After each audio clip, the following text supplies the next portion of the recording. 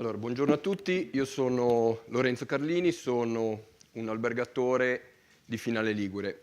Finale Ligure è una località balneare, prettamente balneare, quindi con una prevalenza di turismo estivo balneare, nella quale abbiamo cominciato a vedere come poter fare ad incrementare il turismo fuori stagione. Quindi il problema principale per noi era che gran parte delle presenze venivano fatte nei mesi estivi, da giugno a settembre. Il problema era tenere aperte delle attività commerciali, alberghiere, tutto l'anno, con poche presenze estive. Le presenze estive erano sufficienti a mantenere le attività d'estate. D'inverno un po' di anziani del nord Italia venivano a passare l'inverno, gennaio e febbraio, per passare l'inverno. Marzo, aprile, maggio, settembre, ottobre, novembre, dicembre erano mesi praticamente morti. E così abbiamo cominciato con un collega. Io ho rilevato un'attività alberghiera nel 96 ed era chiusa da 2 anni, quindi un ex convento a 1 chilometro dal mare, alle porte di un borgo medievale che adesso è molto bello, allora era potenzialmente bello, diciamo era ancora molto abbozzato. E è un'attività che è chiusa da 2 anni, quindi con tutto da inventare.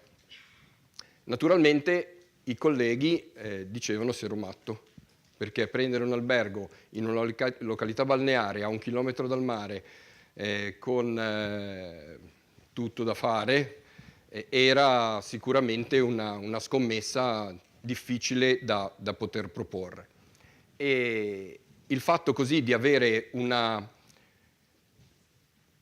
distanza dal mare così, diciamo, non esagerata, ma comunque importante, perché per il turista classico 1 chilometro a piedi è 1 chilometro comunque, che vuol dire mezz'ora o 25 minuti a piedi, quindi raggiungere il mare non permetteva poi di ritornare. Il turista classico di 20 anni fa non faceva 1 chilometro avanti e indietro per tornare, e quindi ho deciso di voltare le spalle al mare e dire: ok, che cosa potrei fare se il mare non esistesse? A Finalborgo c'era già da tempo, e quella è per chi fa arrampicata comunque è una località abbastanza conosciuta, un negozio, l'unico, di articoli sportivi, con un guru dell'arrampicata di quei tempi. Andrea Gallo era uno diciamo importante, e fotografo, anche giornalista, che faceva servizi sull'arrampicata. Gli ho detto: guarda, io vorrei dedicare la mia attività ricettiva all'arrampicata. E lui mi ha guardato un po' e mi ha detto: ma è una bella idea, ma io penserei più alla mountain bike. Però non venivano ciclisti, quindi era un bel consiglio, ma tutto da inventare, perché voleva dire sì, però io come faccio a lavorare oggi se non penso all'arrampicata e penso al cicloturismo? Se farai venire i ciclisti, o comunque i mountain bikers, probabilmente avrai fatto bingo. La questione è stata che gli ho creduto, quindi il fatto di dire: abbiamo un'opportunità, c'era una rete sentieristica abbozzata già con una carta per camminatori già abbastanza, diciamo, interessante, e quindi abbiamo cominciato a ragionare sul cicloturismo senza saperne praticamente niente, quindi diciamo che il cicloturismo era una cosa ancora da inventare.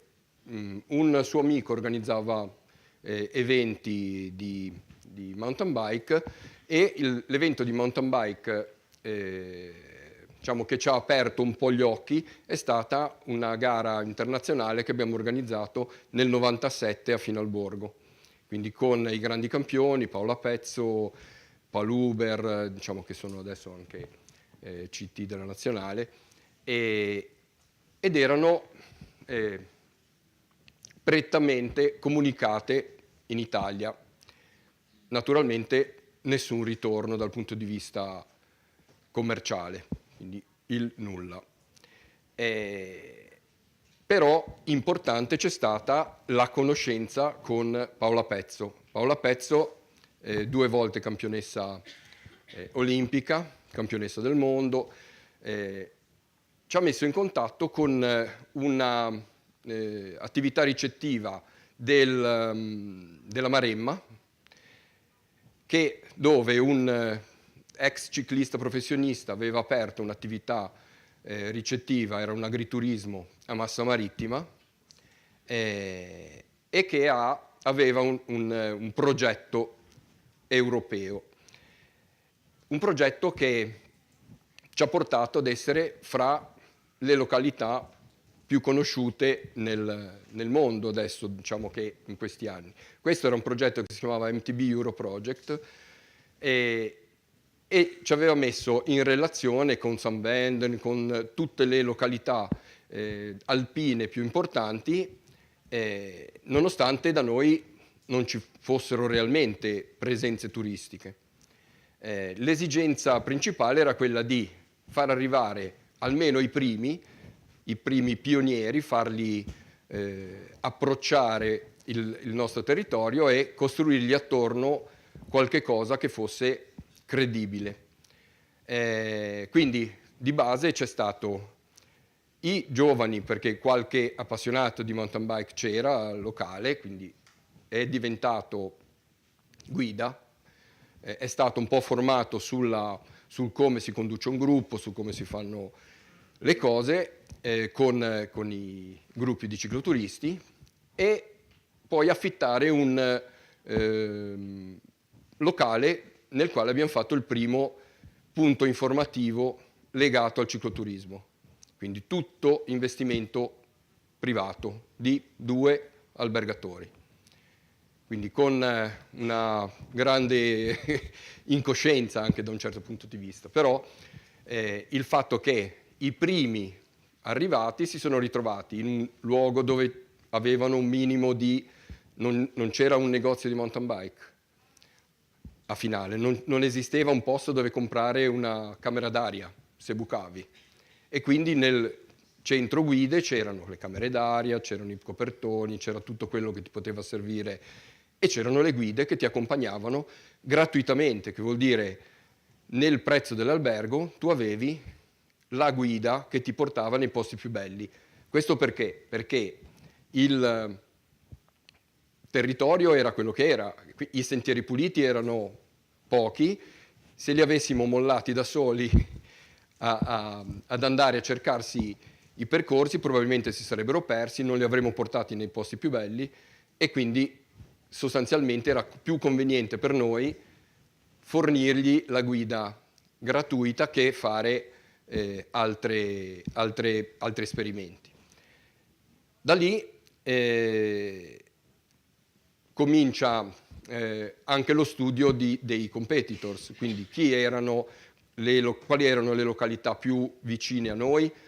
L'Alto Garda probabilmente, l'Alto Garda Trentino, è un territorio molto simile alla nostra zona, quindi con Arco come arrampicata, con Riva per la mountain bike e Torbole per il surf.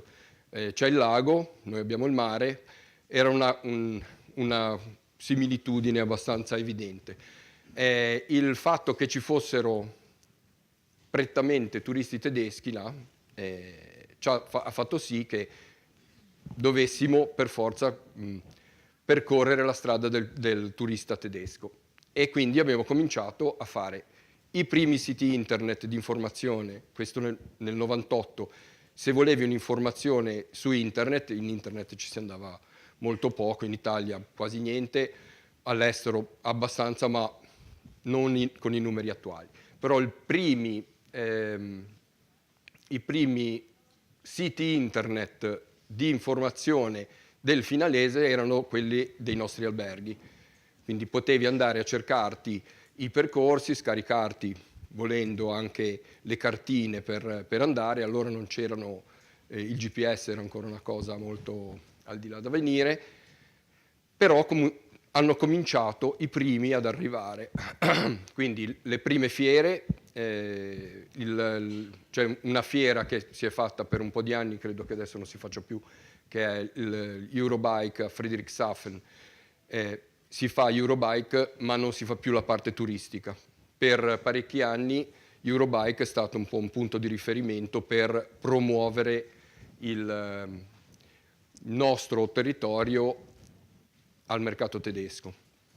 E quindi avevamo lo stand dove promuovevamo gli eventi che avevamo cominciato a organizzare. Nel 99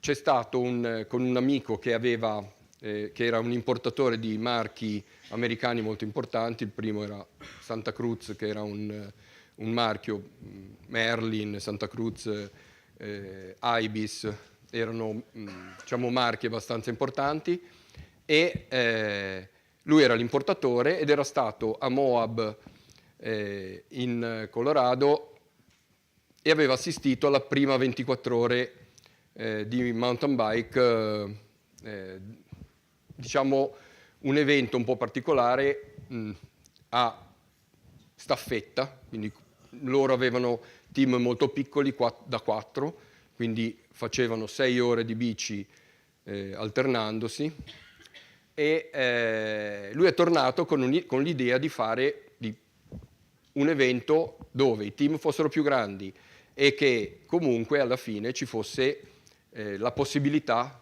di avere tanta gente in un posto e che ci stesse per 2 o 3 giorni. Quindi comunicare il territorio ma anche prodotti, quindi un evento che ha dato vita alla 24 ore di finale, che è quest'anno alla 21esima edizione. Quindi 21 anni vuol dire che c'è gente che è nata 20 anni fa e che partecipa, è come se fosse sempre esistita per loro. Per noi è un evento che è stata una cartolina che abbiamo mandato al mondo, perché le foto che si facevano su questo percorso, su un altopiano a picco sul mare, quindi con un'immagine e con degli scorci veramente belli, e anche foto che venivano anche particolarmente bene, dove si promuoveva anche il mare perché il mare era lì, però era molto importante per noi mandare al mondo un messaggio che voleva dire: puoi andare in mountain bike anche sul mare, con percorsi anche interessanti. In questo evento era compreso anche la partecipazione, o comunque il trasferimento del Museo della Mountain Bike, che da Crested Butte in Colorado è stato 4 mesi nell'area museale di Santa Caterina a Finalborgo, e lì c'erano tutte le biciclette dei pionieri della mountain bike, quindi con i progetti. La mountain bike è nata dalle bici da postino, diciamo negli anni 70, fine anni 70, e si è evoluta poi con progetti sempre più innovativi, e i progettisti di queste bici erano quelli anche che le guidavano. E la Hall of Fame, che è questo museo della mountain bike, fa entrare ogni anno personaggi degni di nota nella Hall of Fame americana. Quell'anno hanno fatto la consegna degli ingressi nella Hall of Fame a finale. Era il 99, quindi i finalesi non avevano neanche idea di cosa stesse succedendo, però uscivano bici da ogni vicolo, e le bici che uscivano da ogni vicolo hanno cominciato a diventare una normalità anche successivamente. Quindi nel momento in cui, dopo qualche anno, perché il fenomeno della mountain bike a finale ha cominciato a crescere e anche gli alberghi che hanno cominciato a vedere che il mio parcheggio era pieno perché passando sulla strada che collega fino al marina, fino al borgo, passavano davanti al mio parcheggio e loro che erano sul mare erano vuoti e il mio albergo loro non sapevano realmente quanti ce ne fossero, però il parcheggio era pieno. E in questo caso hanno cominciato a venire nel mio sito a vedere che cosa succedeva. E hanno cominciato anche loro a fare e a scrivere percorsi mountain bike, escursioni mountain bike. Il concetto è stato che si è creato il primo club di prodotto reale che si chiama Finale Ligure Bike Hotels, dedicato al cicloturista. Quindi per entrare nel club di prodotto abbiamo messo delle regole che volevano dire il deposito sicuro dove le bici potevano essere alloggiate, una zona dove poterle lavare, perché fare mountain bike vuol dire anche infangarsi, vuol dire poi anche formare il personale dell'albergo che quando arrivano un giorno di pioggia i cicloturisti infangati creano quella specie di cascatella dalle scale che è una cosa che se il personale non è pronto ad affrontarlo cominciano a prendere la scopa e mandarli via. Cioè sostanzialmente c'è che si cambia un po' il registro della struttura, quindi chi ha questo tipo di attitudine deve capire che comunque può capitare che piova e se piove in qualche modo devi fare in modo che le persone devono lavare gli indumenti, deve avere un locale dove far asciugare gli indumenti, possibilmente se non il giorno stesso loro hanno un cambio anche per il giorno dopo, almeno il giorno successivo è bene avere un locale dove fare asciugare le cose. E così il primo club di prodotto nasce con l'intento di dare un servizio, quindi sito internet del club di prodotto, l'intento è quello di fornire servizi certificati, quindi con l'opportunità di dire questi sono servizi che noi come gruppo, se c'è questo marchio noi ti garantiamo che questi sono servizi minimi che tu avrai. I turisti che hanno cominciato ad arrivare dal 2006, perché sostanzialmente è dal 2006, quando è uscita la prima guida di Bike Magazine. Bike Magazine è una specie di Bibbia per il cicloturista mountain bike tedesco. A Riva del Garda si organizza un bike festival, in realtà se ne organizzano due, uno in Germania e uno a Riva del Garda. I tedeschi valutano Riva del Garda una specie di appendice della Germania. Ed è un luogo dove il turista del fine settimana, perché essendo abbastanza vicino, dà anche la possibilità a chi fa un weekend o un ponte o comunque dalla Germania di arrivare e di ritornare in Germania senza grossi problemi. Da noi no, da noi sono minimo 700 km, quindi vuol dire doverti organizzare una vacanza. E questo è un po' il nostro vantaggio, perché comunque per noi contano le presenze stabili settimanali. Diciamo che per un albergo avere l'albergo pieno il sabato e la domenica e vuoto tutta la settimana diventa difficile anche dare stabilità anche ai posti di lavoro e tutto il resto. Quindi l'importante era andare a cercare clienti al di sopra dei 500 km. Per noi gli svizzeri sono importanti, perché comunque lo svizzero, specialmente lo svizzero tedesco, arriva in 5 ore, quindi loro viaggiano in macchina e quella è la cosa che loro preferiscono fare, perché si caricano le biciclette, le mettono sui furgoni o sulle macchine, caricano tutto, le ceste, anche le cose più strane, dal cuscino alle cose che gli servono per poter per poter star bene, e caricano tutto sulle macchine e partono.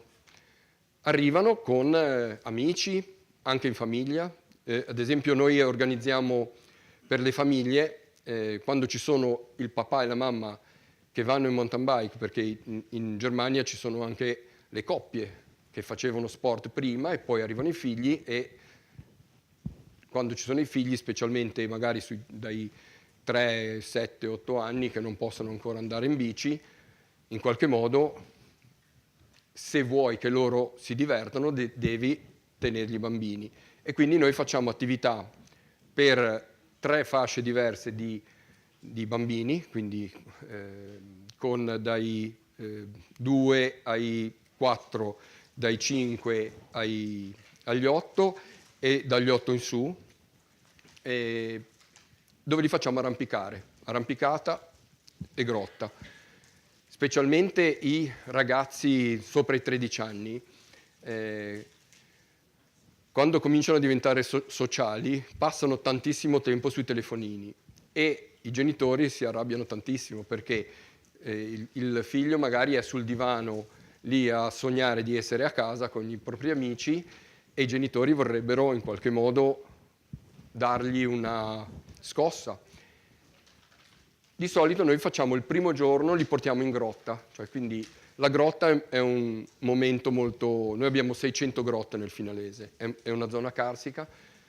La grotta è una cosa dal punto di vista affettivo molto particolare, perché comunque stai al buio, i bambini abbiamo le lampade, abbiamo i caschetti, le lampade, le imbragature per portarli in grotta, e loro escono che hanno l'adrenalina a 1000. Si dimenticano il telefonino, il giorno dopo si va a arrampicare, cominciano a fare la passeggiata avventurosa, finiscono poi ad entrare, a vibrare anche loro nella vacanza, e i genitori sono tranquilli, il pomeriggio poi se ne vanno al mare tutti assieme, anche a ottobre o anche in primavera. Per loro la temperatura del nostro mare d'inverno è quella che loro hanno d'estate, quindi ci vanno tranquillamente.